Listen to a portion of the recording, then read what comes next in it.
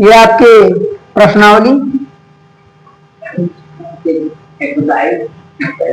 प्रश्नावली 6.2 का ये चौथा क्वेश्चन है। क्वेश्चन में आपको एक आकृति दी हुई है, ये आपकी आकृति है। इसमें आपको कोण x एंड कोण y की वैल्यू फाइंड करनी है और बाकी ये चीजें आपको क्वेश्चन में दी है। क्वेश्चन में हमें कुछ चीजें दे रखी है, जैसे दिया है कि AB और CD क्या है, समांतर रेखाएं हैं। क्या है, देखो AB और CD समांतर रेखा ही तो है। समांतर रेखा ऐसी दो रेखाएं जिनके बीच का अंतर क्या हो, समान। कोण APQ बराबर 50 डिग्री। कोण APQ, A और Q क्या कर रहा है, इसके स्थिति को दर्शा रहा है, और जो कोण P है वो एक्चुअल वैल्यू है। तो शुरुआत कहां से करेंगे, A से। कोण APQ, कोण APQ यही है ना, मतलब इसका मान कितना दिया है, 50 डिग्री। ठीक। कोण PRD, शुरुआत कहां से करेंगे, PRD, बीच वाली वैल्यू एक्चुअल वैल्यू, मतलब इसका मान 127। अब ध्यान से देखना, ये एक रेखा है, ये भी एक रेखा है, इसमें क्या बना है, त्रिभुज बना है ना ये ऐसे। इसका मान कितना दिया है, अब ध्यान से देखना, ये दो समांतर रेखाएं हैं कि नहीं, इनको तिर्यक काट रही नहीं काट रही है। जब दो समांतर रेखाओं को एक तिर्यक रेखा काटती है तो ये तो मान लो ऐसे बना है, तो एक ही रेखा के अगल बगल के कोण कौन से कोण कहलाते हैं, एकांतर कोण। एक के अंतर का कोण, एक ही रेखा के अगल बगल का कोण कौन कहलाता है, एकांतर कोण। तो कोण यक्ष, मतलब अगर ये 50 अंश है तो एकांतर कोण की वजह से ये भी कितना हो जाएगा, किस नियम से, एकांतर कोण। एक ही, अगर एक ही बिंदु पर कोण बनेगा, एक ही बिंदु पर, तो कौन युग्म, रैखिक युग्म। लेकिन अगर एक ही रेखा की अगल बगल कोण बनता है तो एकांतर कोण। बातें समझ में आ रही हैं। अगर एक ही रेखा के एक ही बिंदु पर बनेगा तो रैखिक युग्म, और एक ही रेखा के अगल बगल, ये इधर तो ये इधर, ये इधर तो ये इधर, अगल बगल, तो एकांतर कोण। इस बात को तुम दिमाग में बैठा लेना है। एक ही रेखा के एक ही बिंदु पर बना कोण रैखिक युग्म रहेगा, और एक ही रेखा के अगल बगल कोण बनेगा तो एकांतर कोण। ठीक है, क्लियर ना भाई। तो ये कोण और ये कोण आपस में बराबर हो जाएंगे, तो लिखेंगे, हल कर रहे हैं क्वेश्चन को हम लोग। कोण APQ, कोण APQ मतलब हई वाला कोण बराबर है किसके, कोण यक्ष के। भाई बराबर तो है ना। अब देखिएगा ध्यान से, कोण APQ का मान कितना दिया है, तो यहाँ 50 हम लिख सकते हैं। अब बराबर x है, कोण x है, तो कोण x बराबर 50 अंश को, या 50 अंश बराबर कोण x को, बात तो एक ही है। 50 अंश, पहली वैल्यू तो हमने फाइंड कर लिया जी, पहला मान तो हम डायरेक्ट निकाल दिए एकांतर कोण के लिए, तो यही तो x का मान ही तो ज्ञात करना था। आगे चलते हैं। अब बात आई फिर से एकांतर कोण की, तो ये एक रेखा है कि नहीं बोलो, ये भी तो एक रेखा है, यहां समझते हैं हम लोग।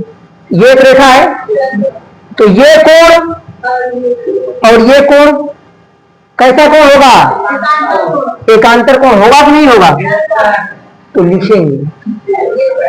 अब जो हाई कोण बन रहा है इसमें दो कोण हो जाए, कितने कोण, एक 50 अंश आ रहा है, एक नहीं, एक 50 और एक y, देखो दोनों मिल रहा है, क्योंकि हाई जो कोण है, देखो एकांतर कोण यही होगा ना, ये रहा फिगर, ठीक, पता है कि रेखाओं को हम बढ़ा ही सकते हैं क्योंकि रेखा की लंबाई अनंत होती है। हाई कोण 127 अंश है, पी आर डी, यही ना। तो एकांतर कोण अगर हाई हाई बराबर थे तो अब की पूरा हाई और पूरा हाई क्या होंगे, किस नियम से? देखो एक ही रेखा के अगल बगल, हाई इधर तो हाई,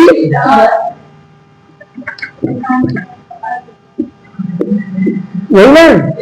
एक रेखा है ये, हाई कोण इधर वाला है इस साइड, तो हाई कोण इस साइड। एक ही रेखा पर बने अगल बगल के कोण एकांतर कोण कहलाते हैं। एकांतर कोण दोनों भाई से पूरा ना, यानी 50 प्लस वाई। भाई यहां से यहां तक पहुंचने के लिए हमको जोड़ना पड़ेगा ना दोनों को, तो हमने ऐड कर दिया। किसके बराबर है? 127 अंश के। तो y बराबर 127 माइनस 50, तो लिख सकते हैं यहां से हम y बराबर 77 डिग्री और x बराबर 50 डिग्री हमको मिला ही है। एक बार आप आंसर मैच करा लेंगे। इस x का मान ज्ञात करना है और इस y का मान ज्ञात करना है। जैसे हमने सवाल को देखा मेरे दिमाग में तुरंत आया, उद्देश्य क्या है? x का और y का कर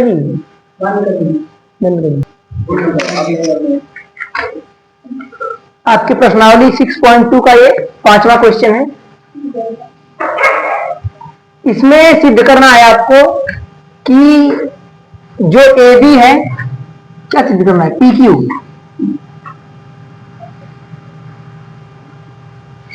ए बी समांतर है सी डी की। यही बात प्रूफ करनी है ना, ध्यान सुनना है। अब हमें इस चीज को प्रूफ करने के लिए कुछ चीजों को जानना होगा। जैसे आपके क्वेश्चन में साफ साफ क्वेश्चन में बोल रखा है। क्वेश्चन में क्या बोला है? क्वेश्चन में कहा है कि पी क्यू और आर एस दो दर्पण हैं। ये पी क्यू और ये आर एस दो क्या है? दर्पण है।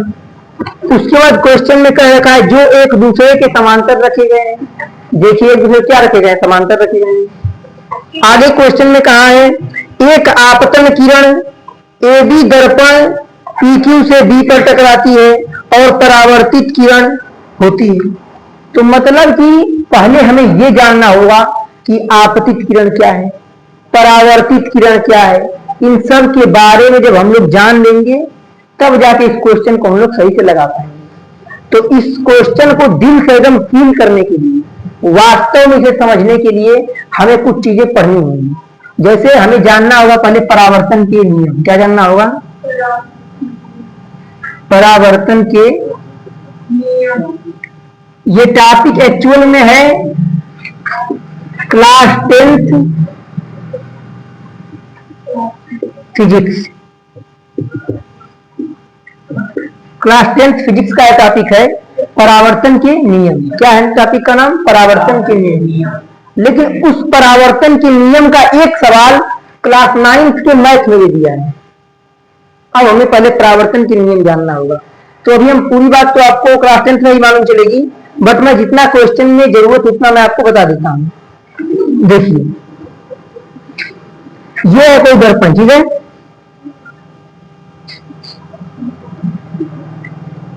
ये है इस दर्पण का परावर्तक तल।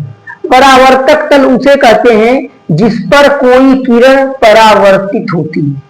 जिस पर कोई किरण क्या होती है? परावर्तित होती है।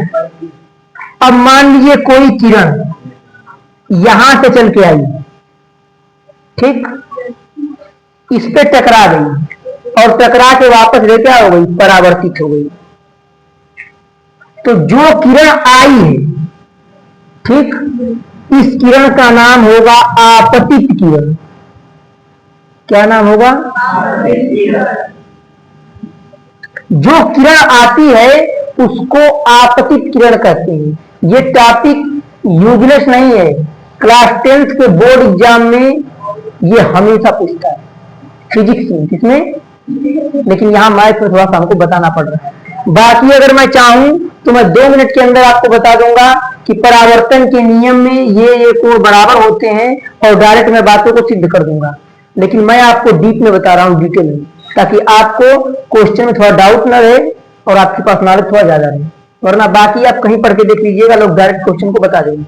मैं आपको डिटेल में बता रहा हूँ, समझा रहा हूँ, फिजिक्स का बात बता रहा हूँ, क्योंकि यहाँ पे क्या जरूरत है इस चीज। जो आने वाली किरण होती है उसे आपतित किरण कहते हैं। क्या कहते हैं? आपतित किरण। और जो किरण परावर्तक तल पर टकराकर वापस जाती है उसे परावर्तित किरण कहती है। परावर्तित किरण। तो प्रकाश के परावर्तन में या प्रकाश चैप्टर में आने वाली किरण का नाम क्या होता है? प्रियांशु, आने वाली किरण का नाम क्या होता है? आपतित किरण। और परावर्तक तल से टकराकर वापस जाने वाली किरण का क्या नाम होता है? इस तल का नाम होता है परावर्तक तल। इस तल का नाम क्या है? इस तल का नाम है परावर्तक तल।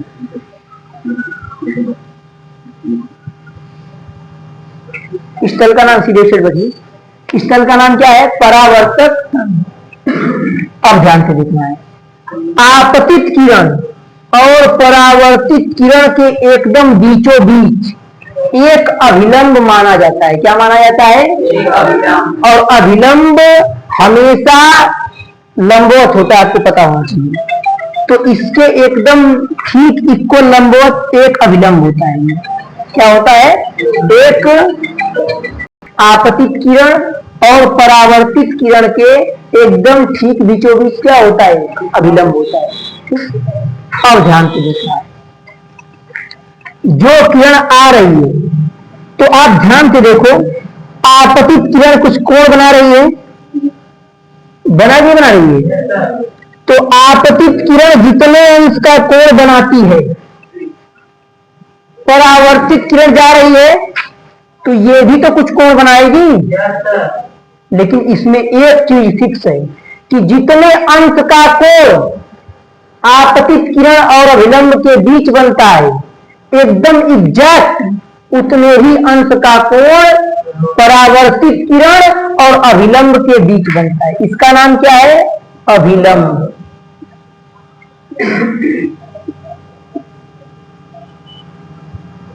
मतलब अगर आपतित किरण को हम कोण आई माने और परावर्तित किरण को कोण आर माने, तो होगा कोण आई बराबर कोण आर। अगर आपतित किरण अभिलंब, अगर अभिलंब और आपतित किरण के बीच 60 अंश का कोण बन रहा है, तो अभिलंब और परावर्तित किरण के बीच कितने अंश का कोण बनेगा? 60 अंश का ही कोण बनेगा, क्योंकि कोण आई और कोण आर दोनों बराबर होते हैं। अगर आपतित किरण और अभिलंब के बीच 35 डिग्री का कोण बन रहा है, तो परावर्तित किरण और अभिलंब के बीच कितने अंश का कोण बनेगा? 35। इन बातों को पहले आप नोट कर लीजिए।